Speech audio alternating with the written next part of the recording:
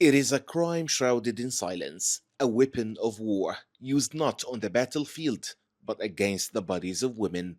For years, sexual abuse has been inflicted upon Syrian women by those in power, by those meant to protect them. Speaking out could cost them everything, and so most never did. As women, we instinctively feel when we are about to be violated. Is there any harm greater than this? To be in desperate need of work yet unable to continue, trapped between the fear of staying and the consequences of leaving.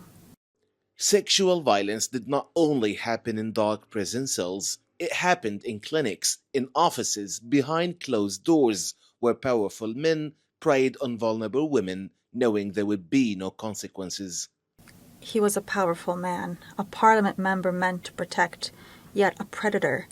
A dentist, he stood up as if reaching for his tools but locked the door instead. He grabbed my head, pulling me toward him. I fought with all my strength, lied that I'd be more comfortable standing, then pushed him away and ran. If you don't stop, I'll scream, I warned, praying he'd let me go, knowing I couldn't carry out my threat. But for many, abuse came after arrest. Once inside Assad's prisons, women were no longer seen as human. They were stripped of their freedom, their dignity, their identity. هلا نحن في عنا أساليب. We use various approaches to help survivors addressing PTSD through cognitive behavioral therapy, psychosocial support, and education. Beyond the physical and psychological trauma, we work on rebuilding their sense of self. Many victims are forced to reshape their entire identity, and this is no easy task. It will take years, expertise, and dedicated professionals. This woman was arrested in 2020. Her crime, helping Palestinian refugees in Yarmouk camp 8 years earlier. She had brought them food, knowing they were starving. The regime never forgot.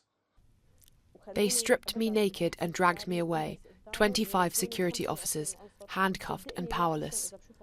When I reached the interrogation room, they threatened me with my daughter. The officer sneered, "Your daughter is beautiful," just as the soldiers told him. "If you don't say what we want, I will bring her here and rape her before your eyes." Then they stripped me again. For many, the worst pain was not their own suffering, but the fear of what could happen to their loved ones. Every night at 8 p.m, the torture sessions began in prison. Every time I heard a girl scream, I thought it was my daughter.